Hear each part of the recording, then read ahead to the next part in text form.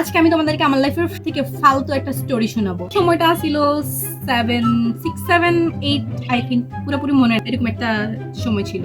তো আমরা হচ্ছে গিয়ে একসাথে একটা কোচিং এ পড়তাম, অনেকে মিলে, ছেলে মেয়ে সবাই মিলে এরকম। তো ব্যাপারটা এরকম ছিল যে আমার ওই কোচিং এ কয়েকটা ছেলে জাস্ট ছিল আমাদের মাইলস্টোনের।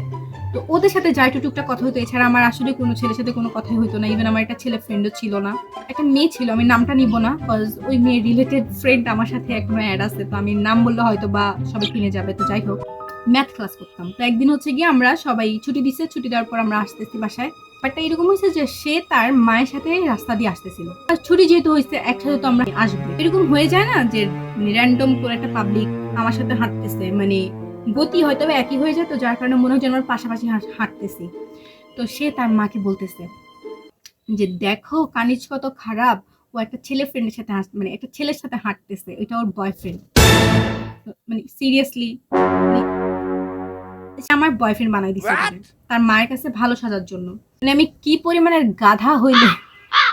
ওই মেয়েটার বাসা হচ্ছে আমার বাসা আগে ছিল। ওই মেয়েটা চলে যাওয়ার পর ওর সাথে যে ফ্রেন্ডটা ছিল, ওই ফ্রেন্ডটা এসে আমাকে এই কথা বলতেছে যে আন্টির কাছে এরকম এরকম বলছে। তো আমি সারা রাস্তায় কান্দে কান্দে চোখের পানি ভাসাই ফেলছি, আইসা আম্মুকে বলছি। তারপরে ওই দিন মানে দুপুরবেলা তো আসছি, আসর, মাগরিব, এশা, তিনটা নামাজ আমি কান্দা কান্দা ভাষায় বলছি। আল্লাহকে আমি বলতেছি, আল্লাহ এই মেয়েটা কেন এমনি বললো, কেন আমাকে তার মায়ের কাছে খারাপ বানালো, কেন কেন কেন কেন মানে কান্দার জ্বালায় আমি যে নামাজের সূরা কালাম পড়বো, সূরা কালাম আমার মুখ দিয়ে আসতেছিল না। আমার এখন মনে পড়লে আমার এত হাসি আসে যে এরকম একটা ফালতু কথা নিয়ে আমি এরকম করছি। মানে হ্যাঁ, এটা সত্যি কথা, আমি একসময় সবার খুব প্রিয় মানুষ হয়ে থাকতে চাইতাম। প্রিয় প্রিয় কথাটা এখন আমার মনেই থাকে না, মানে এই ওয়ার্ডই আমার কাছে আর নাই ভাই। সবার কাছে আমি প্রিয় হইতেও পারবো না, এন্ড সবাই আমাকে ভালোবাসবে না, দুই একজন হয়তো বা ভালোবাসতে পারে, পছন্দ করতে পারে।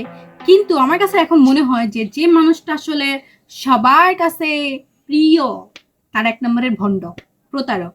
কারণ তারা মানুষকে তেল মেরে মেরে মেরে মেরে মেরে মেরে তাদের প্রিয় হয়।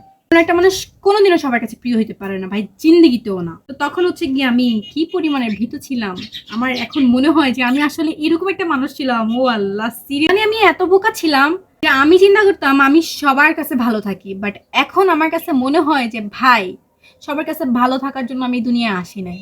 আমাকে সবাই খারাপ জানুক, আমার কোনো কিছু আসা যায় না। সবাইকে ভালো রাখার দায়িত্ব আমার না রে ভাই, আমার নিজের ভালো রাখা শুধুমাত্র আমার দায়িত্ব, আর কেউ কে না।